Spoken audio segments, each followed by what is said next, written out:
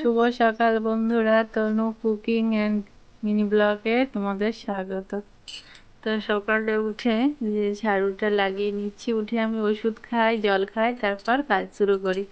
তো ঝাড়ুটা লাগিয়ে দিচ্ছি, নিয়ে বাসন আজকে খুব অল্পই আছে, আমার অনেক সকালে বাসন হয়, তো আজকে একটু কমই আছে। সে বাসনগুলো ধুয়ে নিলাম, ধুয়ে নিয়ে অনেক আরো কাজ আছে করতে হবে।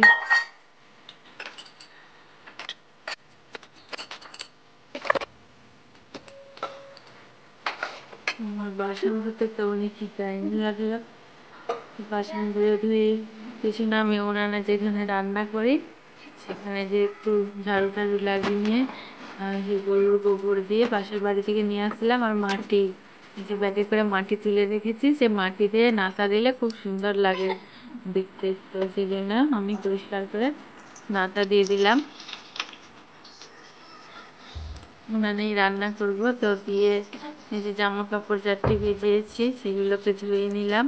ধুয়ে নিয়ে মেয়ের ঘরের বিছানাটা একটু নোংরা হয়েছে, আর কাঁচাগুলো না একটু সেলাই করবো, তো একটু রোদে দিয়ে দিলে ভালোই হয়।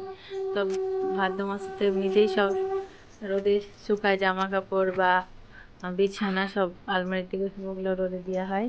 তো সেই জন্য আমি বিছানা একটা করে রোদে দিয়েছি, আর জামা কাপড়গুলো কেচেছিলাম ওইগুলো না ছাদে মিলে দিলাম।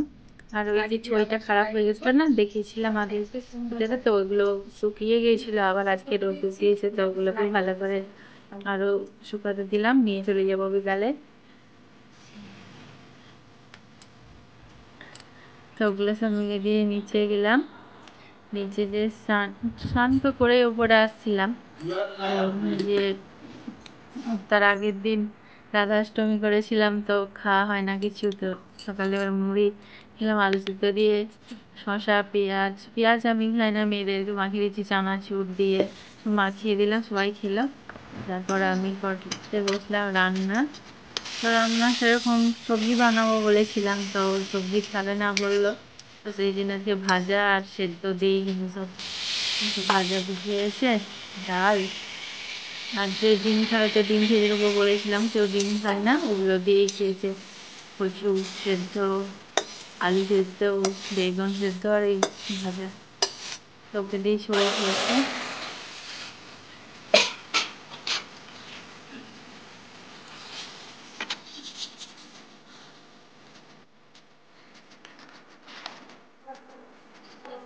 যে রান্না হয়ে গেছে, আমি এগুলো নিয়ে চলে যাচ্ছি দুয়ারে, যে গরম গরম গুলো মাখিয়ে নিতে হবে, নাহলে পরে কচু আলু সব শক্ত হয়ে যাবে।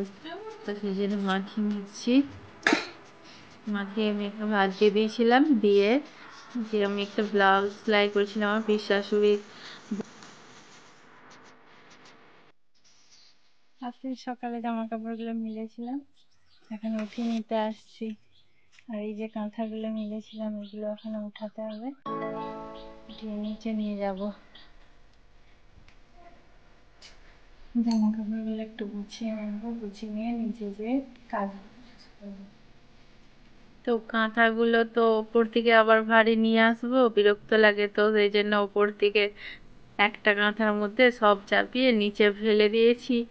তো দেখলাম কেউ নেই, না ফের যখনই ফেলে দিলাম সেই সময় আমার কর্তাবাবু গেট থেকে বেরিয়ে এসেছে, তাকে খুব ভয় লেগে গেছে।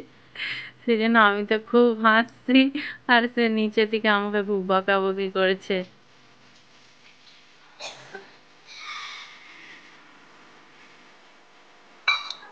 রাত্রি বন্ধুরা, তো রাতের খাবার হচ্ছে দুপুরের ভাত হয়ে গেছিল, সেই জন্য বাচ্চারা খাবে ডিম।